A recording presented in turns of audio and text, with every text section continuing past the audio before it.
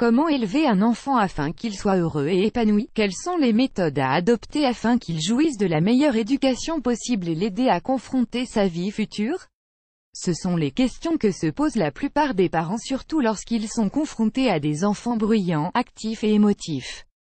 Avertissement: play current time minuit, duration time minuit, remaining time minuit, stream type live loaded, 0% progress, 0% minuit, full screen minuit, mute playback ratin, subtitles off, captions off, chapters raters undefined. Il est important de souligner, tout d'abord, qu'un enfant normal reste un enfant qui crie, qui pleure, qui exprime ses émotions et sa joie. C'est la définition d'un enfant heureux qui est à l'âge de la découverte et de l'expérimentation.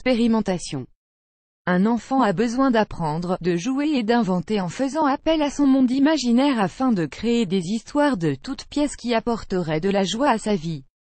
Un enfant vit dans le moment présent et ne se soucie pas du lendemain. Il veut profiter de chaque instant en exprimant ses sentiments, à sa façon, et peu lui importe le dérangement qu'il occasionne à ses parents ou à son entourage. Un phénomène nouveau est apparu, cependant, et qui préoccupe la plupart, c'est la phobie de l'enfant. C'est un mouvement qui a vu le jour aux États-Unis et au Royaume-Uni.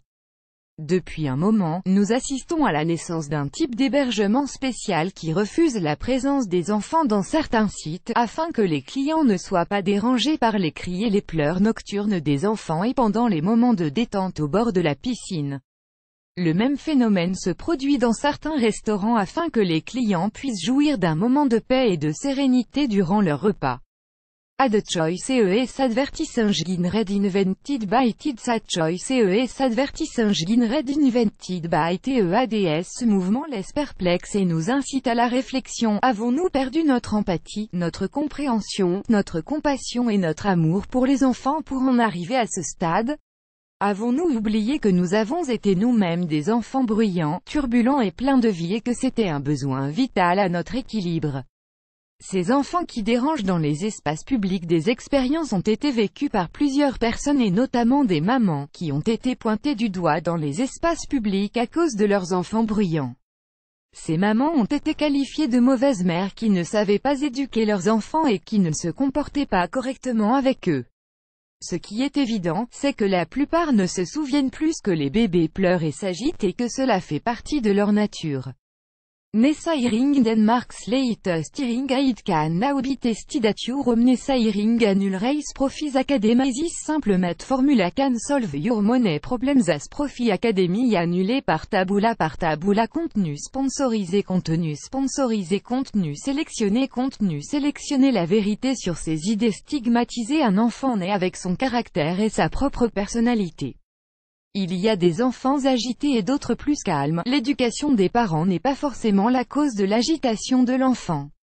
Les enfants ont leur propre langage pour communiquer avec leur entourage et ce n'est pas toujours pour le bon plaisir des parents qui se trouvent eux-mêmes dépassés parfois.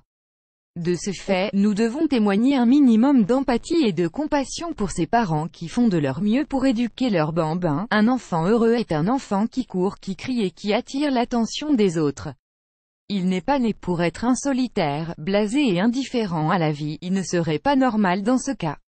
Ad choice ES advertising red invented by Tids. Ad choice ES advertising red invented by TEADS. Mettre la pression sur un enfant qui crie ou qui s'exprime reviendrait à inhiber ses capacités d'enchantement, de connaissance, d'expérimentation et de bonheur.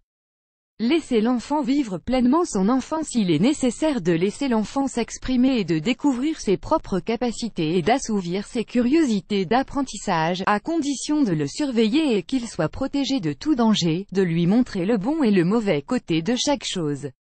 Il est important de le laisser jouer afin de réduire son anxiété, sa tension et de libérer sa créativité. Limite à l'éducation de l'enfant. Selon le professeur et coach Kim Payne, il faut éviter d'éduquer nos enfants dans l'excès de l'information, de choix et de vitesse et plutôt les inciter à sortir, à respirer l'air libre et à les éloigner du monde de la technologie qui les accapare et détruit leur potentiel créatif. Il faut les laisser courir, crier et exprimer leur joie comme leur colère. Ils auront toute la vie pour s'assagir et rester calmes sans déranger. Ayons de la compassion pour ces parents courageux qui font de leur mieux pour faire de leur progéniture la génération future et soyons plus empathiques envers ces enfants qui ne demandent qu'à exprimer leur innocence. Plus grand que